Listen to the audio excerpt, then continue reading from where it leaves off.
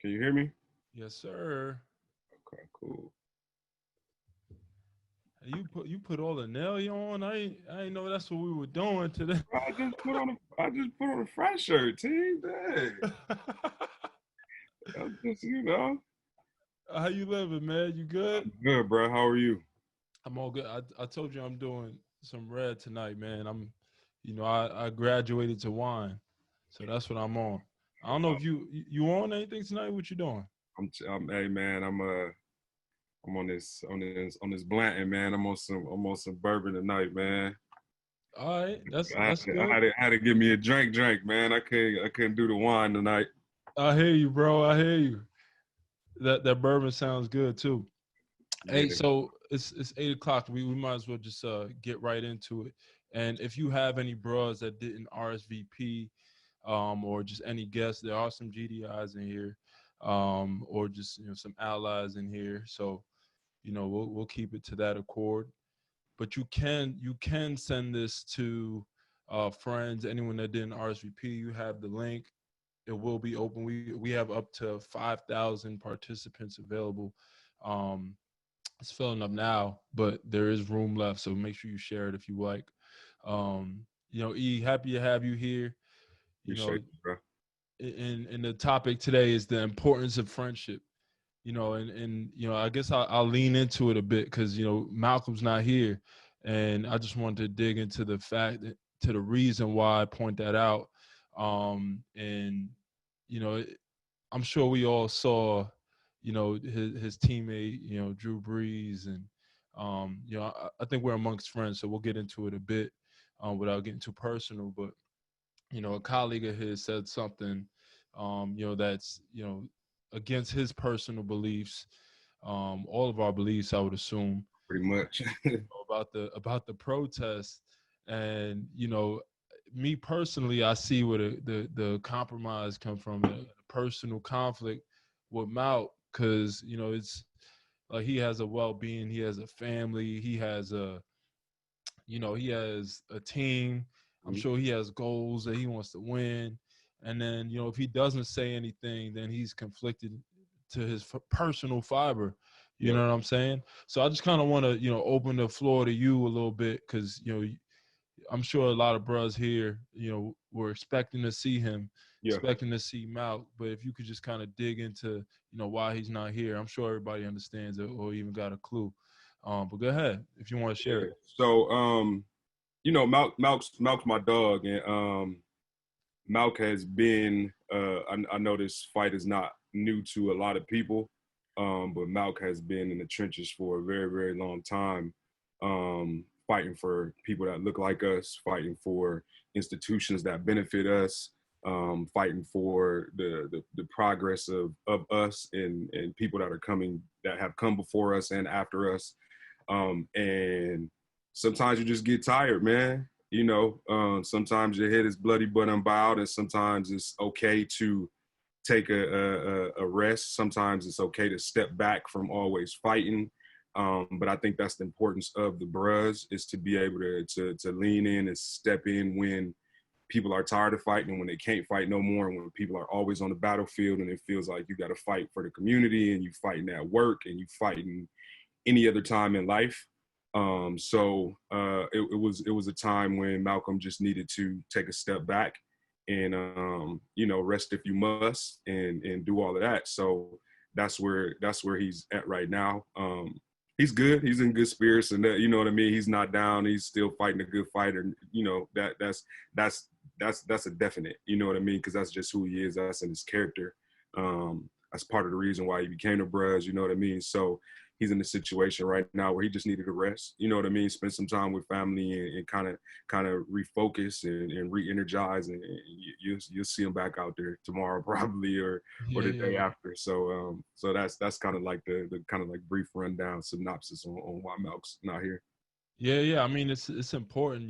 That mental health is it's important, and you could kind of, I'll dig into that, first, because obviously the importance of friendship is why we're here, Mm-hmm. and shit, friendship is essential to the soul, man. That, Absolutely.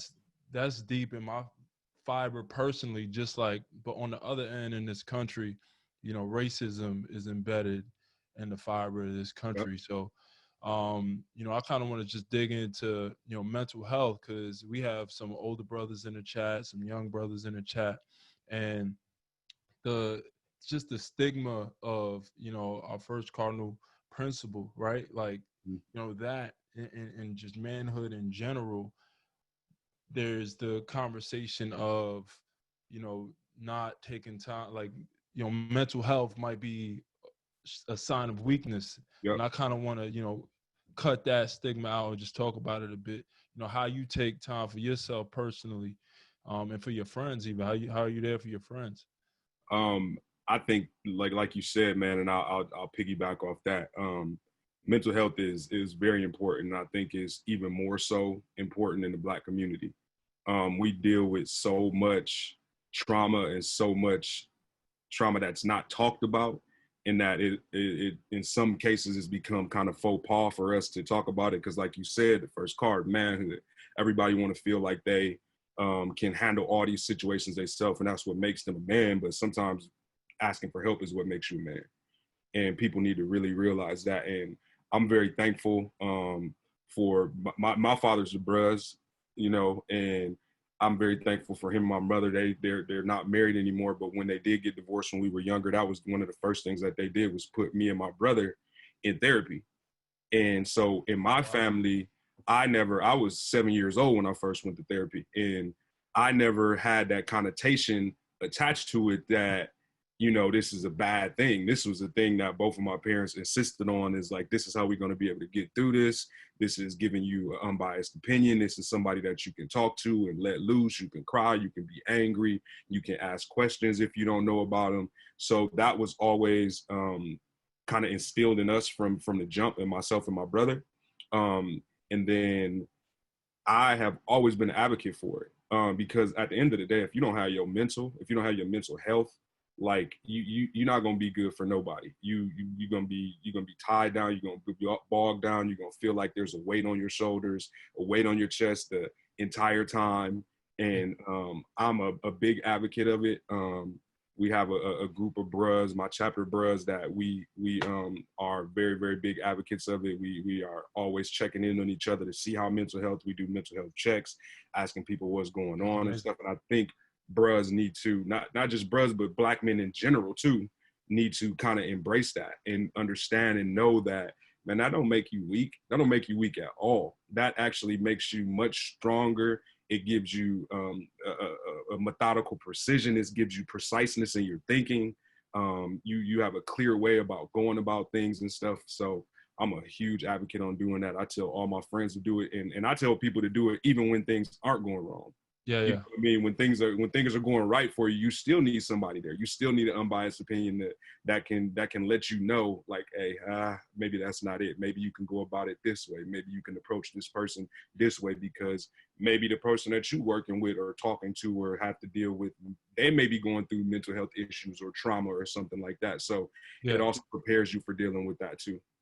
Yeah, I mean, a big reason I'm sure we all, you know, migrated towards Omega was the fact that, vulnerability is like, it's a superpower. Mm-hmm. So if we not leveraging the fact that we have brothers that ain't gonna judge you, leveraging the fact that, you have somebody that you could tell them, they probably saw you at your low, they saw you at your high, they saw you they help build you up. It's important that we lean on those same people, Mm-hmm. in life, past, when you graduate and past, grad chat, like all that's important, because Mm-hmm. brothers need to be there for each other's marriages. You need Absolutely. to be there at your worst. You know what I'm saying? Like that's why we're here. We're not here for, somebody just said it, vulnerability is a superpower, 100%. Yep. Like and we need each other. And it should be like that. Even, if you walking past a bro in the street, or just, in general, right? Like, service in general Mm-hmm. is what's, important, to us as brothers.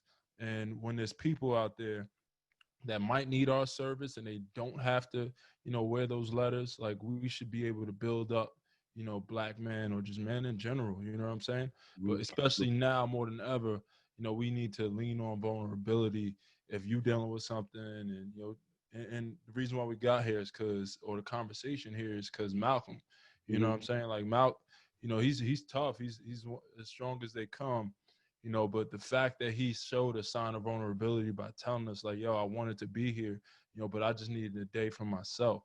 Yep. That's something, that's an example. Like Yep. that was better than him being here, in my Yeah. opinion. You know what I'm saying? Absolutely. Absolutely. And I think we can take heed to that, because people, bruhs, black men, like, we will burn ourselves out. We will burn both ends of the candle, and then there's nothing left.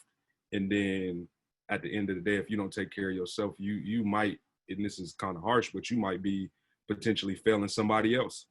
You know what I mean? In this same situation, to be able to kind of take a step back and just refresh yourself and come with a different perspective. And you know what I mean? It could be, you might not even have to do nothing. It might just be sitting in the house one day and just gathering your bearings, man. Like, this world is tough, especially on black men.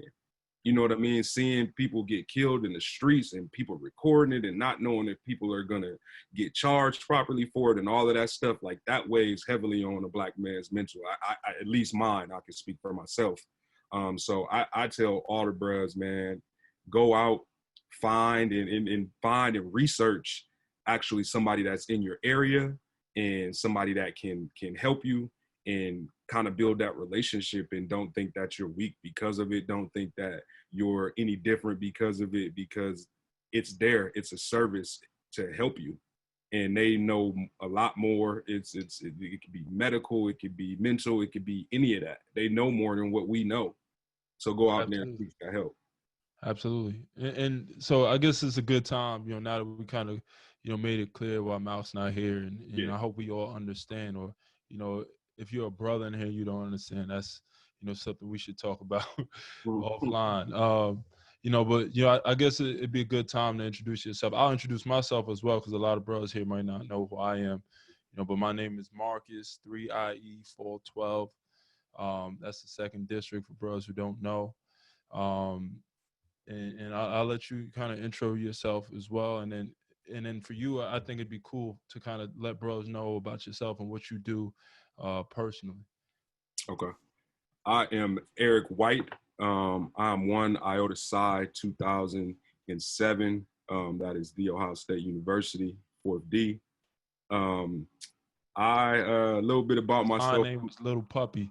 Who Little Puppy, right? I'm a beast, dude. You know that. That's why, Good. that's why he had to throw that joke out there. You already know. Good.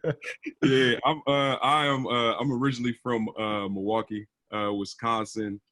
Went to Ohio University, and got with the Bros. That's how that happened. Um, Started off in the finance sector. Shout out to, I think, Bros is on the call, L. Cole and Rufus Hurd. They were two bros that have been very, very instrumental in putting me on and getting me in the positions that I did have in the finance sector. So forever grateful for them. But they were also two bros that used to call me a nonconformist. So finance was not something that was going to be a lifelong thing for me. I just knew I could get in it and get that experience, Right. and make some decent bread while doing so, build some connections. Me and Malk met back in 2006, 2007, when we were both trying to become the Bros. Obviously, fast forward to that, we're Bros and have been cool ever since. Now before me and Malcolm own we're partners in a company called Damari Seville, custom suiting company based out of Philadelphia. You can see the drip behind me a little bit. Mm-hmm. So we do that. Malk does like a lot of the creative direction with it and stuff, and I do a lot of the styling and the image consulting with it. I work with a lot of our athletes and celebrities as far as getting them dressed for events and things of that nature. And then I also own a company that does a little bit of branding and image consulting for professional athletes. I work with some of the kind of like some big name guys and some kind of best dressed guys in the league and stuff. So that's kind of like my foray. Obviously, I dabble in some other few ventures, a little bit of real estate here and there and things of that nature. try to be a man of many talents. So that's I guess that's a little bit about me. I try to dabble and be in as many rooms and develop as many friendships as possible. I'm one of those bros that's always willing to talk to bros and willing to help and willing to share resources. I think all bros should be like that. So yeah, that's kind of out of my story and how I got here. Yeah, and our, the way we connected was, through my best friend Tobias Harris. Yep. Y'all do some work together. Yep. You style him. Yep. Always been impressed with, because he has his personal style, but you like help elevate it. Yeah. You know what I'm saying? And I think it's really it goes to show, like, because there are friends obviously that can link the bros together, or GDIs, and Tobias being one. And can you go down a list a bit of some of your other clients, just for bros who don't know? I work with Tobias Harris, Marcus and Markeith Morris, Boban Marjanovic. I've done some stuff with Andre Drummond, Kyrie Irving, J.R. Smith. Who am I missing? Kevin Porter, Darius Garland. It's a multitude of dudes that I've worked with over my career. I have some dudes that are obviously like my mainstay clients, but I've worked with well over 100 athletes between NFL, NBA, and MLB over the probably over the past 3-4 years. How'd you get into that? It was kind of crazy. I've always been a guy that was like interested in like fashion, but where I'm from, like I didn't know nothing about that. Where I'm from is you go to school, either you're an athlete or you go to school to be a doctor or a lawyer, right? So when I first went to school, I went to school to be pre-med, and then I got there and it was cool and I was getting good grades and things of that nature. But then I looked back at it and was like, this is not really what I want to do. And I don't want to spend $300,000 doing it. So I switched my major the beginning of sophomore year to finance. I was always good with numbers. I didn't even technically really know what a finance degree was. I knew what accounting was, but I didn't really know what finance was. So I went and had to take this like aptitude test and things of that nature, and went ahead and got my finance degree, and obviously worked in finance, and then kind of start working with Malk, and then kind of broadening my horizons and working with other people, all while from an image standpoint, all while I was still working in finance.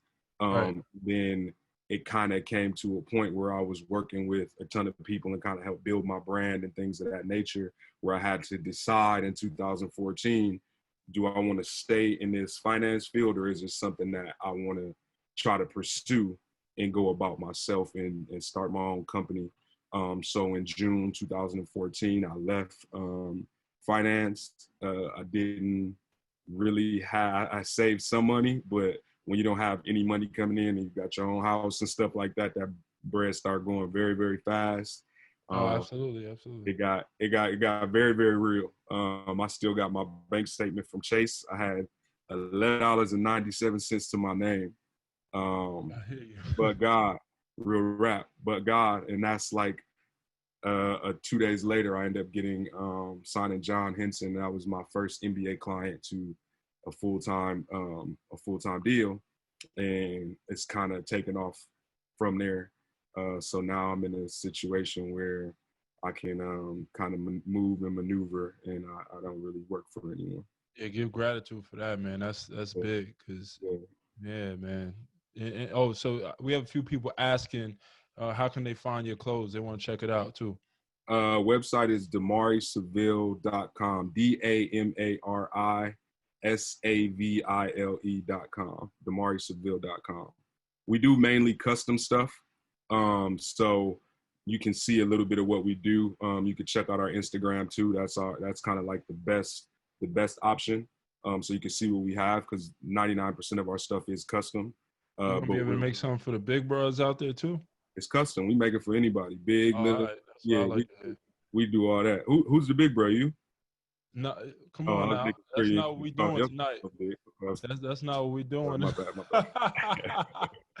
Hey man, so for some of the bros that just joined, or guests in general, some of y'all looking for Malcolm, I'm sure. Malcolm couldn't be here with us.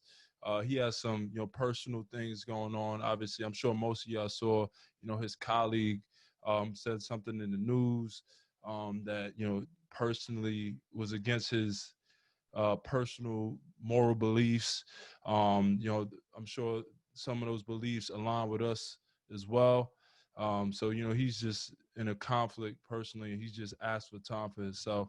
We'll revisit this totally another date, but, today, we're going with Eric White, who's also his business partner, who's a dear friend of mine, and has a great story of his own. So I'm glad we get to kind of, dissect this and just chat with him, personally, because, if Malcolm was here, I'd probably be talking to Malcolm because I don't really want to talk to Eric. You know what I'm saying? Nah, man.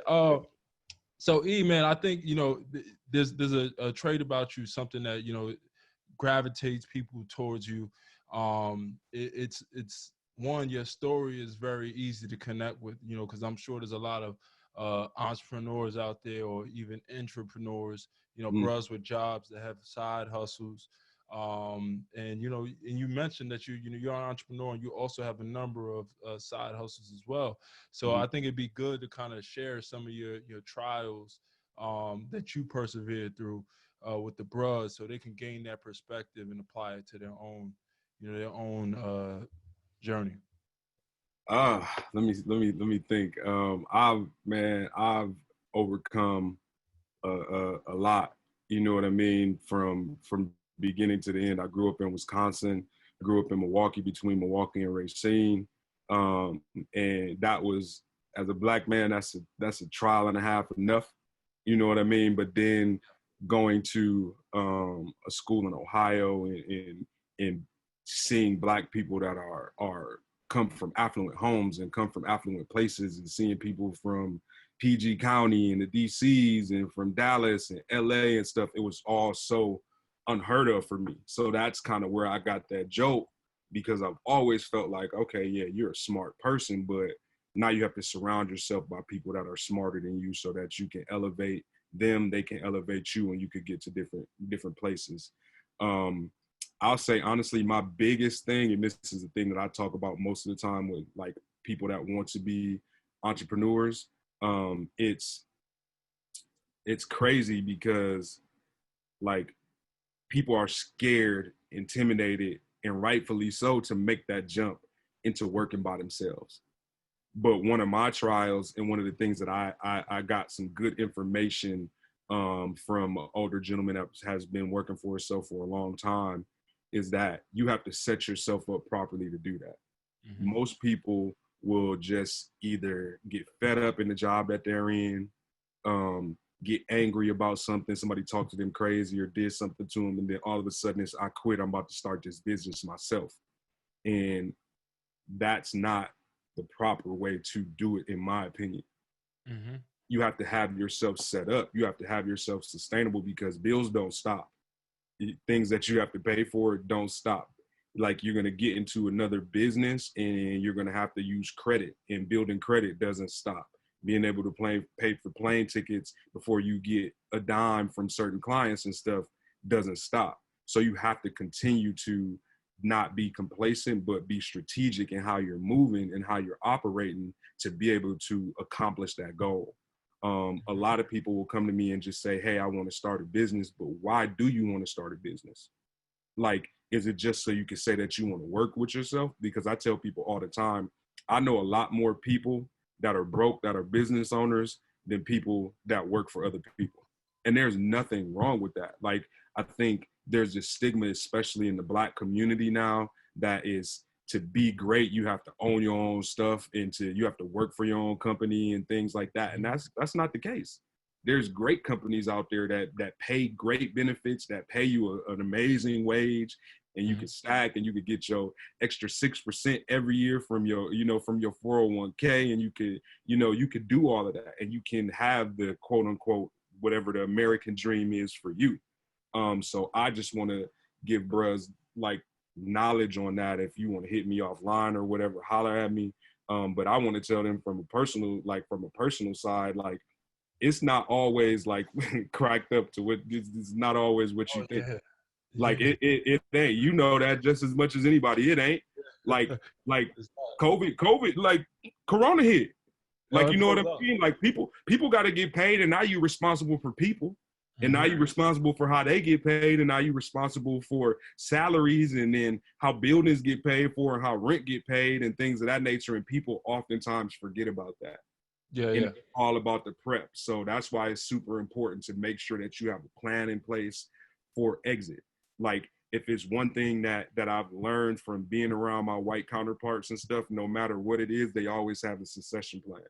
Whether Mm-hmm. it's like, they always have an exit strategy. And I think Black people need to kind of garner that and try to move into that situation and learn how to have an exit plan, learn how to have a succession plan for anything that you want to do, so that you can set up the next people and you set up yourself for life after whatever you're doing. Absolutely. And you know, even as an entrepreneur myself, you know, I think it's important that, you know, one, we don't use being, you know, black and brown as a crutch. We use it as a, you know, as a superpower, because that's all those things That's what benefit. it is. You know what I'm saying? Because like even you as an entrepreneur, you're in this chat, you know, you're in this conversation. There's certain people that can't sit in this room, you know, wear those colors, you know, wear those letters and talk how you talk and connect with these people here. So all this is a superpower. Yep. And you know what's also important is that, you know, there's probably a lot of older brothers here as well, and the way we can empower each other is one, you know, looking at, you know, younger brothers or looking at brothers who are older than you and learning from them, because there's not always a time. If you're the only one teaching, then, you know, you're in the wrong room, you're in the wrong conversations. You need to be listening. You know what I'm Mm-hmm. saying? And I sat down with Quincy Jones, and my biggest mistake was I asked him, you know, I was talking to him and he was asking all the questions. And then at the end of the conversation, he said, yo, Marcus, like, you have 2 ears and one mouth for a reason. And this is him at 87. Mm-hmm. So he was asking all the questions. He said, yo, I heard about you. I know everything that you're doing. Mm-hmm. So at the end of this conversation, I sat down for 3 hours and he was asking questions. He's like, at the end of this conversation, like, you gave me all the knowledge I need at 87. Yeah. Like, next time you come here, you need to be talking, you need to be asking questions, you know what I'm saying? And Absolutely. you do the listening. Mm-hmm. So that was something I walk away from that. Like, we all can learn from each other, because at 87, he wanted to get knowledge from me of what was happening and, you know, Yep. how I was doing business. And then the biggest lesson, he waited till the end to tell me, like, hey, like, next time you ask questions and listen. You know what Mm-hmm. I'm saying? So like that's powerful. So I want to ask you something, you know, as far as like, you know, your day to day, and, you know, just having a ecosystem or a network. Like, what's your top five as far as like, you know, who you're talking to often, you know, who you go to for advice, like, just who's in your circle? Um, definitely, definitely, talk to Mount quite a bit. Obviously, just because he's the bros, he's a friend, but we're also business partners. So Mhm. that's a daily interaction thing. Um, we have a group of my chapter bros that we are in conversation literally every day, all the time throughout the day. We got a group chat and stuff like that. Um, my guy Tobias Harris, that's one of my really good friends. So I definitely chop it up with him every day. He's a really good, level-headed dude, solid, good for advice. Mhm. And then how many was that? Three. Definitely talk to Mom Dukes. Got to talk to Mom Dukes, man. She keeps me level-headed, man, and where I need to be. She don't let me get outside of myself. So this world can have you do that sometimes. Sometimes people be feeling themselves and stuff like that. So Absolutely. she keeps me down and keeps me at home base. And then honestly, man, my therapist, bro. I talk to my therapist probably every other day, I would say. Um, but it's an amazing feeling to know that I have someone, one, that's there and that's going to be able to answer, but two, someone that's going to give me a real, honest, unbiased opinion of what's going on, what they feel like I should do, what's going to be more beneficial, how I should approach the situation, how I should approach and deal and connect and converse with certain people. It's very, very, very, and I know we talked about it earlier, but I can't stress how big that is and how it's been able to help me keep my sanity throughout what's going on right now. No, I think you're right on, you nailing it. And that's a great part of this conversation, because you know the first thing that was presented to us in Omega was like manhood, right? So, but the biggest conflict with manhood is vulnerability and letting your guard down. So Mm-hmm. that's I have that personal conflict as well, Yep. and I'm sure you deal with it too, and just like the certain vulnerabilities, you won't tell people like, look, this is what I'm dealing with, or look, this is where I'm down. You know what I'm saying? But it's much easier to say where you're doing well. So, you know, it's I think it's nothing but on time to Mm-hmm. talk about vulnerability, because like even what's happening now, right? Like we've been seeing the same shit for years. Like Yep. this ain't the first. This is nothing new. Yep. You know what I'm saying? Yep. Literally, what I saw when I saw, you know, George Floyd lose his life in front of my eyes, it was not something new, and that's the sad part. Mm-hmm. You know what I'm saying? Like that wasn't something new. It shouldn't be something that we're kind of numb to. Mm-hmm. It's like we had enough, and the real conversation is like, how do we galvanize, you know, as brothers, in our own worlds, in our own neighborhoods, in our own, because we all not going home to the same place. Right. You know what I'm Absolutely. saying? So I'm trying to, you know, figure out how we could even use this time with some of the bros here now, and I'm, you know, I'm wide open to, you know, questions in the webinar chat. But how can we, you know, leverage our influence? How can we leverage, you know, us as brothers, and just even form allies who don't look like us? I kind of want to hear what you're going through personally, Mm-hmm. and some kind of moves you're doing to kind Uh, of just move our people forward. in all honesty, I think it's kind of like a two-pronged thing, right? So I think as bros, as black men, I think we need to come together on a more consistent basis. Obviously, I know bros are spread out and there's chapters and things of that nature, and getting together every other year for Clave is amazing and stuff like that. But I think we need to form groups and get together on a bigger basis more often, because we can actually sit down, and it doesn't necessarily have to be political. It could be a town hall format. You know what I mean? It could be a forum format. It could be this. You know what I mean? Like this whole thing can turn into a series talking to other bros that are in different, that are in different industries and different stations in life. And it doesn't always have to be a bro that's a business owner. It could be a young bro that's in college that's going through certain things, and we can market it towards young bros that want to come in the chat and get some uplift on what that bruh's going through that may be able to resonate directly with them. So I think coming together more often in different types of settings for bruhs can be very, very beneficial.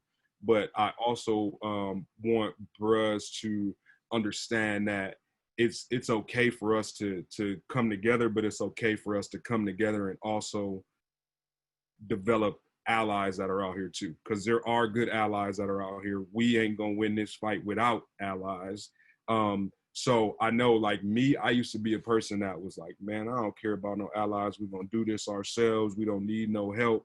That's who I was. That was my journey, my journey moments in my life where I felt like I didn't need nobody. I just needed the bros and other black men, and we was gonna tackle this and stuff like that. But I've learned over time, and being with guys like Malk and my dog Perk, and all the bros that I'm around, like you have to be strategic. This stuff was set up to strategically hurt us, so we're gonna have to be even more strategic in being able to tear it down.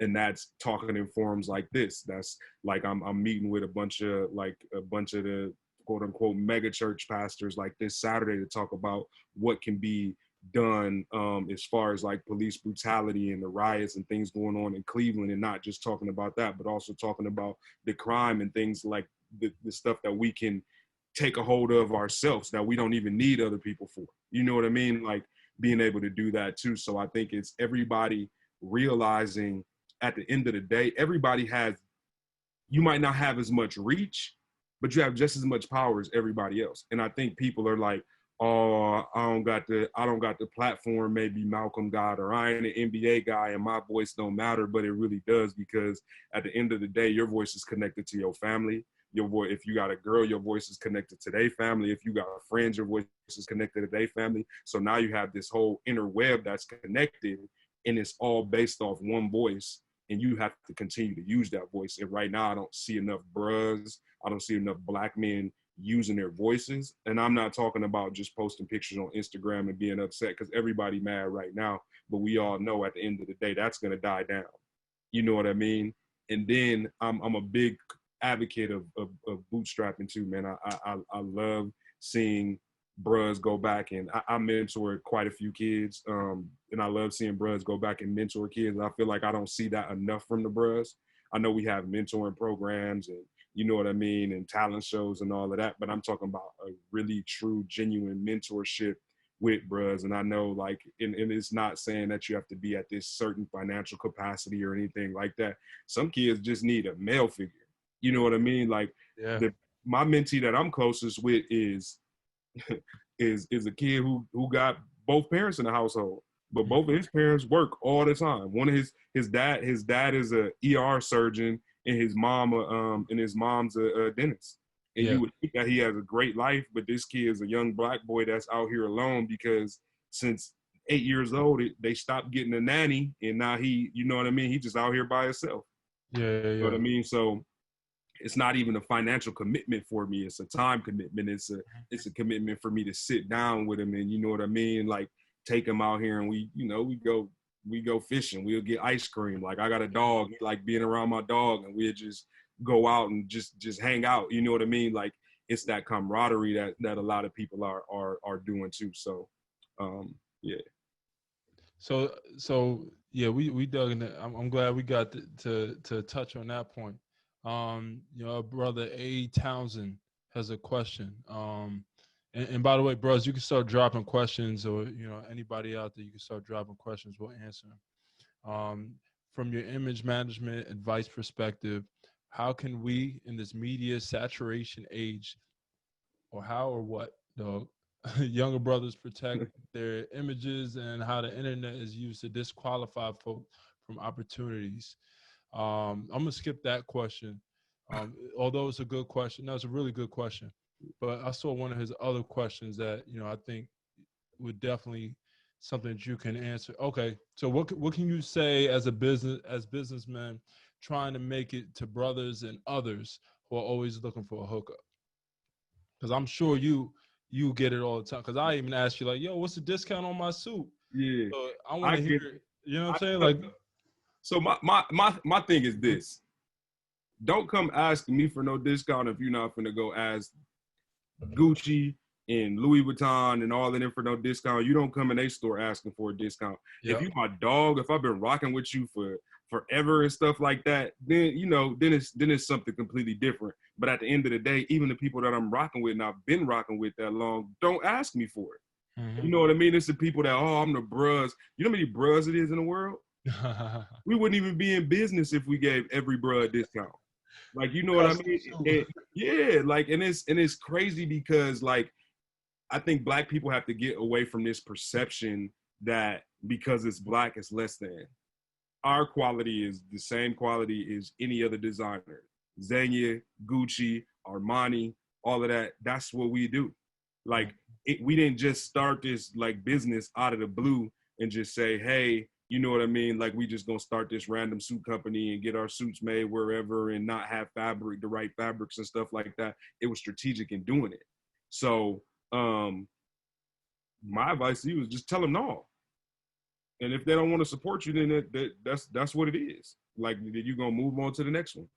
But it's better to have somebody that's gonna support you fully and support you thoroughly and understand your business and understand the blood, sweat, and tears that you put into it, rather than somebody that's just trying to hit a lick and get, you know what I mean, and get a discount on it. Because, bro, you better go to Jose Banks.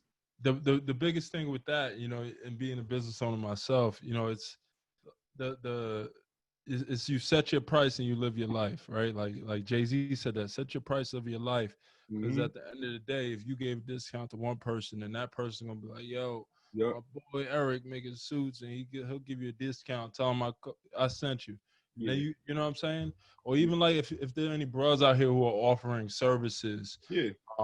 and like if you, no matter where you're at financially in your business, like if you want to say charge $50,000 or $100,000 for a service, that one time you charge $1,000 is going to put you in a rabbit hole of making $1,000 Yep. per client Yep. for the rest of your business cycle. So Mm-hmm. what I did early, and when God's blessed me with the knowledge enough to know, like, you set your price, and those customers might not come up front, but every time you say no and you tell people no, look, this is what I'm asking, and this is what I need to render these services, Mm-hmm. is going to come. And then Yep. once you get that ticket, they just gonna tell somebody like, hey, like, I got this service for XYZ, and they just gonna keep coming back. Yep. But the second you say, hey, I need $1,000, so I'm gonna take the $1,000, Yep. you, like, that'll be it for you. Yep. You know what I'm Yep. saying? Absolutely. Any I want to hear some more questions from the bros. I'm gonna ask Eric a few more questions, but if you're an entrepreneur, you don't have to, be an entrepreneur. But if you have a job, or you have a side hustle, you have kids, um, you know, feel free to drop questions if you have personal questions about the bros talking. Again, my name is Marcus Damas, 3IE full 12. This is Eric. If you have any questions, make sure you drop it. We have a few more minutes on. I just want to make sure that we, connect with everybody here. But I want to, get back to you a little more, and the wait, somebody asked a question. Oh, he wants to Orlando. He said, "Can you explain a little more on the mindset you had when you were down to $11?" Man, uh, my mindset was, if I don't make something shake, it's a wrap. At the end of the day, I had a car payment due. I had a mortgage payment due. I had, you know what I mean? I had a girl at the time that cost money. You know what I mean? Like all of that That's the most happens. expensive thing you said right there. Big facts. That's what I'm saying. Like, so it all comes to you, man. And I don't bend or break. You know what I mean? Like, I'm an ace dog. I'm always setting the pace, and I just had to go. I was at the point where I was just applying for other jobs because I had to put my pride aside, and I'm just applying for other jobs. I mean, I was applying at, and I wasn't even applying to like corporate jobs because I knew I needed to be able to keep my schedule free enough so that I could do other stuff. I was applying at Finish Line and Champs and Foot Locker and, you know what I mean, at a country club. And you know what I mean? Like, this is honestly like probably the first time I'm sharing, like, even having to apply at stuff like that. But my mindset was, I ain't about to ask nobody for nothing. I Mm-hmm. will ask for help maybe down the line, but I'm not about to ask nobody to get me out of this hole, because I put myself in this hole because I left a job that I was making very, very good money at to try to chase this dream. And I can't expect anybody to chase this dream with me. I have to go get it myself. I have to understand that it's going to be me. And that was my mindset. I was down to that. I was like, hey, this is it. Something gonna shake. And like I said, but God, like, it really, man, God he came through on me on that one, because Mm-hmm. it was a wrap. Because like literally, I pulled together. This is my first time I pulled together the worst contract I ever probably seen in my life off the internet, and just swapped some names out it. And Gotta start somewhere, bro. yeah, literally within a couple of days, yeah, I signed it back and deposited our first check, and we've been moving ever since. Absolutely. And there's another question. I could answer this one. This is from my dog, Sarah McLean. Do y'all believe that waking up earlier correlates to success? Absolutely not. Mm-mm. I think, one, there's a few moving pieces to that, right? Like, one, your personal health. Like, if you need 8 hours of sleep to be at your best, then do it. If you need 10, if you need 12 to be at your best, do it. You know what I'm saying? And the people that share stories of like, hey, like Jeff Bezos wakes up at 6 a.m. Or this guy wakes up at 7:30 a.m. Like those are all good, Good for great, Jeff. that works for them and their schedule. You know what I'm saying? And their family. And like there's no one, like you can't take any entrepreneurs, like there's no blueprint to success. No, There's just a ton of different perspectives that you can align to yourself and say like, oh, this works for me, that works for me, this works for me, and then just align it to your story and just adjust it, you know, to how you see fit for your story. You know what I'm saying? Because there's not a spinning image of Jay-Z's success. There's hmm not a spinning image of you know, Bill Gates' success, yep, Steve Jobs' success. Everybody's different. Everybody's journey is different, and the best thing you can do is gather perspective and take it from everyone. absolutely. Let me I see any agree other with you, man. questions. Because I don't, I'm not the early riser type, but I stay up super late. Like it's very rarely a night that I'm gonna go to sleep before 2, 3 o'clock. You know what I mean? Just because I work with a lot of people that are on the West Coast too, so I'm always up that late. So it may be days where I don't get up till what people would probably call late, 8:39. But then I'm up from 8:39 in the morning all the way to 2, 3 o'clock at night. So like me, I just know it works for me. 5, 6 hours, and if I get 5, 6 hours of straight sleep, I'm good. But that's what works for me. I ain't gonna tell everybody else to do that because I don't know how they operate. Mm-hmm. Oh, here we go. Sorry if I fillet your name though. Fode Kenna. You know Fode, bro. You met that bro before. Okay, my bad, dog. For both Marcus and Eric, back to vulnerability for a second. Individually, what are your biggest growth opportunities, and how are you working daily to turn that growth opportunity into a superpower? You want to go first, dog? You want me to go first? I'll go first. In all honesty, but my biggest opportunity, I mean my biggest vulnerability is the fact in understanding that I can't do it all. Sometimes I try to do it all, and like I said earlier, I will burn both ends of the candle, and I've had to learn how to be really good at literally deciphering what I can do and what I can't do, and kind of scheduling that out, and basically like being able to give a task to somebody else and let them complete it and trusting them that they're going to complete it, because I've always been that micromanaging type that I'm like, okay, if I gave you a task, like let me make sure you're doing it straight, or you're doing it up to my standards. You know what I mean? And then I end up losing out on time that I could be spending on something else. And one of my old mentors always told me, he said, a lot of people got rich because they mastered the art of delegation. You know what I mean? And being able to delegate certain things has made me a much better businessman. It's helped a lot with my time management. It's given me an opportunity to have some time to myself outside of all this, because people don't really realize how much you put in, you know what I mean, and how it wears, like having your own business. I mean, just as much as I do, like how it can wear on your family. You know what I mean? Holidays come, your girl, your wife trying to get some personal time and stuff like that, and your phone ringing off the hook, and hey, I got to take this real quick. It's only going to be 10 minutes. And now y'all arguing, you know what I mean? Like it's a whole slew of things that could come with that. So I've really learned to turn the art of delegation into quote unquote a superpower for me. So I can kind of like move forward with my life and be able to take some of my own time back too, by still maintaining, what I'm doing for work. Absolutely. So for me, my biggest vulnerability is, my wife and my kids. You know what I'm saying? Because that's what I do it for. And for me, I had to kind of adjust and back to scheduling a bit, right? Like, I anytime I'm working or I be on a call, and people asking me questions and et cetera, and I'm working with my team all day. My kids are trying to get my attention, and I don't have that time for them. That's what kills me.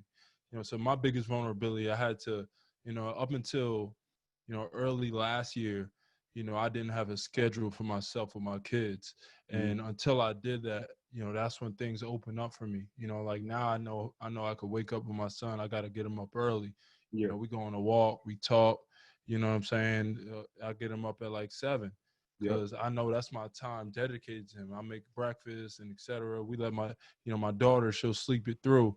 You Yeah. know what I'm saying? But Mhm. for me, and even now, it adjusted where I'm getting up with him at 7, and now that I'm working from home, her and I, we get to spend lunchtime together. We'll go on the same walk. We'll Mhm. have a conversation. We'll play, and Mhm. no phone. You know what I'm saying? Because when I'm plugged in, I'm plugged in. Yep. Like I know how to lean into shit. Like I'm not gonna be with my daughter and be like, hold on, baby. You know what I'm saying? Like there's Mhm. no phone. And Yep. when I'm working and it's to provide for my family, I owe my family that same respect to lean into my work 100%. You know what I'm saying? So, that's I'm just happy that we're having this conversation and this is the first one, by the way, E. And Yeah. I'm glad it was with you because you and I have a bond. Mhm. You all the way in Ohio, and I'm in Maryland, Yep. where I cross. So I think it's good just to show how bros can connect, after Yep. college and build a Yep. bond. You know what I'm Absolutely. saying? A separate bond from being deep with your LBs and etc. Like, this is important, and Yeah. this is what Sure. life.